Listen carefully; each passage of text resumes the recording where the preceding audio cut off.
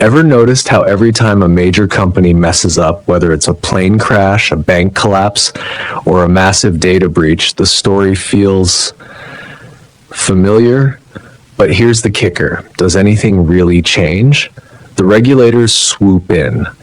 The CEO issues a heartfelt apology. A few managers, never the top ones, always the middle, get fired. A giant headline-grabbing fine gets paid. Everyone nods solemnly. Accountability, they say. Lessons have been learned. Then, 2 years later, it happens again. Same industry, sometimes the same company, different names on the press release, but the exact same playbook.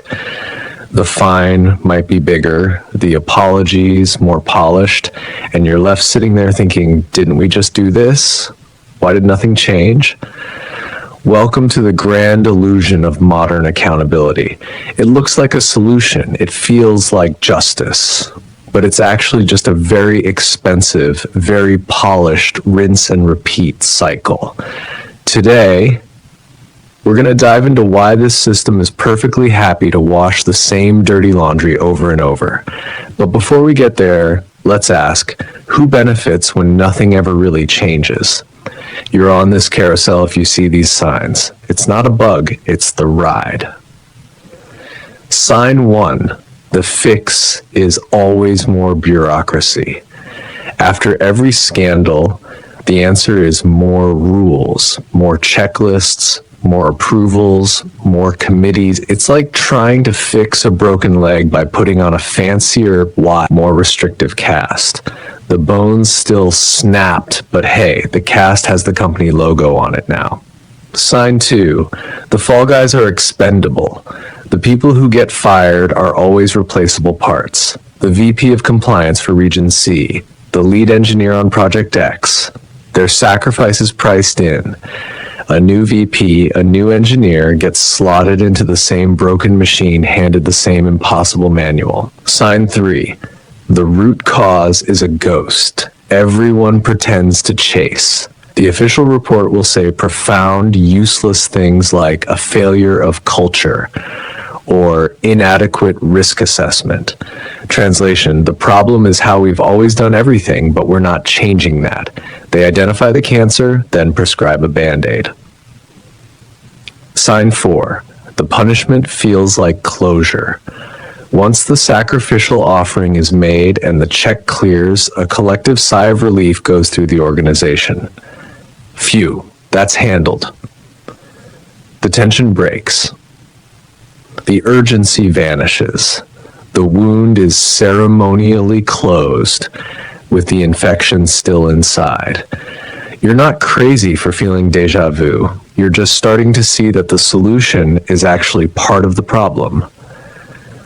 But what happens when the solution itself becomes the greatest threat? Why would any sane system choose this loop? Because backstage, the accountants and the lawyers have run the numbers. And the numbers say this loop is cheaper and safer than actually fixing anything. Calculation 1, surgery is expensive. Theater is cheap. Fixing the real problem means open heart surgery on the company. It means changing the business model, ripping up org charts, slaying sacred cows. That's political warfare. That's terrifying. But firing a department, paying a fine, that's a line item. It's predictable. It's containable. The system does a cold cost-benefit analysis. Is it cheaper to pay a $500 million fine every 5 years, or to spend $5 billion now to rebuild everything and maybe fail? They'll take the fine. It's just the cost of doing business. Think of the auto companies that kept paying pollution fines for years because it was cheaper than redesigning their engines. Calculation 2. Simple stories. Sell. Complexity is a liability. The truth is messy. Our failure was the result of 15 intersecting incentives, archaic regulation, and leadership's willful blindness. That's a terrible headline. Bob in risk management failed to file Form 7B. That's a story. It's simple. It's satisfying. The brain loves it, the media can run it, the public can understand it. The system needs a Bob to make the incomprehensible seem manageable. So they find a Bob. They sacrifice him to the narrative gods. Complexity is buried with his career. Calculation 3. You need the crisis to prove you're in control. A system that never has a problem, how do you know it's working? These periodic blowups are like stress tests. They show the leaders where the cracks are, how much pressure the pipes can really take. Each accountability event provides valuable data. So that's how much the public will tolerate before they riot. Good to know. The failure isn't a mistake, it's a measuring stick. Try to actually solve the root cause and watch the system turn on you. You go to the board and say, the problem is our founder's pet project. You are now the problem. You've broken the first rule. Keep the ritual clean. You're not playing your part as the humble reformer. You're threatening the throne. Prepare for exile. You tell your team, ignore the stupid KPI, it's making us cut corners. You are now a management problem. You've connected the dots they work so hard to keep separate. You'll be praised for your passion, then promoted sideways into irrelevance. You propose a real cross-company overhaul. You are now a political threat. Your solution looks like a power grab. It will be studied to death by a committee you're not on. The system prefers the devil it knows, the accountability loop, to the angel of your unknown disruptive reform. So, what's the long-term plan? The system has a menu. 1. Budget for it. Some problems are just baked in. Fraud in payables, customer service meltdowns, they calculate the annual cost of fines and lawsuits, put in the budget, and call it a day. The problem isn't solved, it's monetized. 2, quarantine it.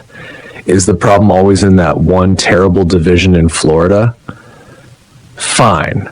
Put a fence around it. Give it its own rules, its own bad metrics.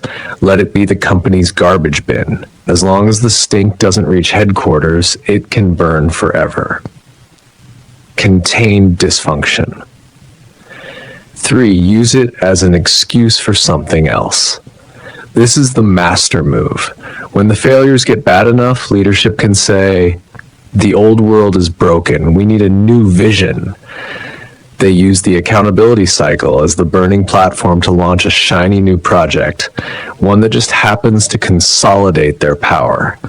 The old, broken system is left to die on the vine while they posture as revolutionaries. Here's the uncomfortable secret the consultants won't tell you.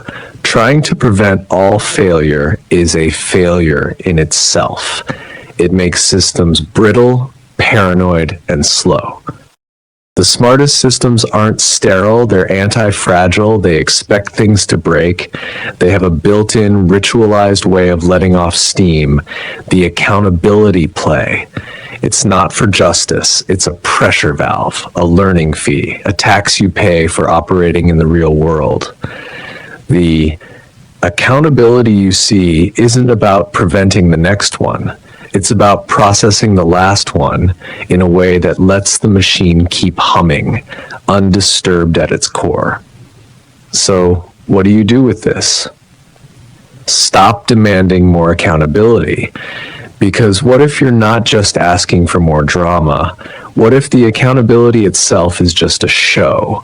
And the real question is, who's orchestrating the whole thing behind the scenes? Don't be the hero with the perfect solution. You'll be used as a prop, then discarded. Just see the loop for what it is, organizational hygiene. It's not pretty, but the system thinks it needs it to survive. Understanding this turns you from a frustrated citizen into a cold-eyed analyst. You watch the scandal, the firings, the fines, and you don't see a solution. You see a ritual. A recurring cost, a feature, not a bug. But this ritual has limits. What happens when the failure is too big? When the fine isn't enough? When the public isn't satisfied with a few mid-level bobs getting fired? The system has a deeper, darker protocol for that. When the rinse cycle won't clean the stain, they bring out the bleach. They need more than a responsible party. They need a sin eater. This is where the logic of failure meets the theater of sacrifice. And that brings us to our next chapter. When the loop breaks down, they don't fix the machine. They find a bigger, juicier target. Next time, we pull back the curtain on the oldest trick in the book, L3-31, how scapegoating temporarily stabilizes an organization. We'll see how one carefully chosen, publicly destroyed career can buy silence for a little while. Until then, remember, the next time you see a public execution in the business pages, don't ask if it will prevent the next one. Ask what quiet work it's allowing to continue.